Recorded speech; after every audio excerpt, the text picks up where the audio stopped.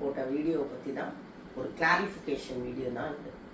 அதில் வந்த கமெண்ட்ஸை பார்த்து எனக்கு ரொம்ப ஆச்சரியமாக இருந்தது. ஏன்னா நிறைய பேர் கிளிமிப்ரைட் யூஸ் பண்ணுற மக்கள் வந்து ரொம்ப பீதி அடைஞ்சி ரொம்ப பயம் அடைஞ்சிட்டாங்கன்றதை புரிஞ்சுக்கிட்டேன். அது வந்து கிளிமிப்ரைட் வந்து டேஞ்சர் ட்ரக் தான், ஆனால் எல்லாருக்கும் கிடையாது.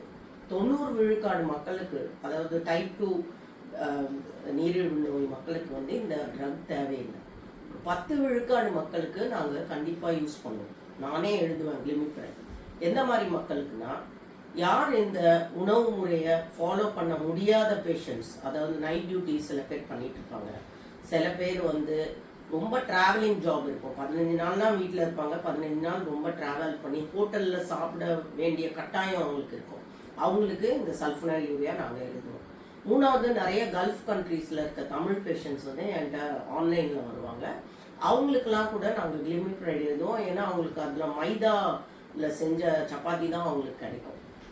இந்த மாதிரி. அப்புறம் நாலாவது கேட்டகரி வந்து நாள்பட்டு சுகர் இருக்குது, இந்த ரெண்டாவது டைப் 2 டயபெட்டிஸ் இருக்குது அப்படின்னா அவங்களுக்கு கணையம் கொஞ்சம் வீக் ஆகிடும். அவங்களுக்கு வந்து இன்சுலின் சுரக்கிற சக்தி கொஞ்சம் கம்மியாயிடும். அவங்களுக்கும் நாங்கள் கிளிமிப்ரைடுன்ற லோ டோஸில் 2 மில்லிகிராம்லாம் ரொம்ப ஹை டோஸு, ஒரு 1 மில்லிகிராம் 0.5 மில்லிகிராம் அதே எழுதுவோம்.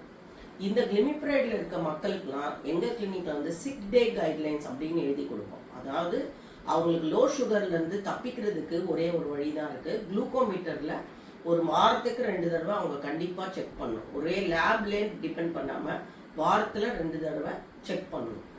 லோ சுகர் ஆகிற மாதிரி இருந்ததுன்னா உங்கள் டாக்டர் அணுகி கண்டிப்பாக அந்த கிளிமிப்ரைடோட டோஸை கம்மி பண்ணணும்.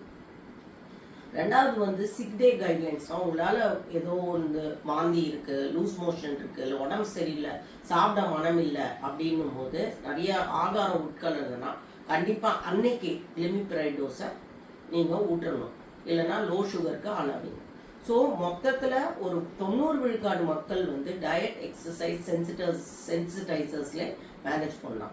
ஒன்லி ஒரு 10 விழுக்காடு மக்களுக்கு தான் இந்த சல்ஃபனைலூரியாவை நாங்கள் எழுதுவோம்.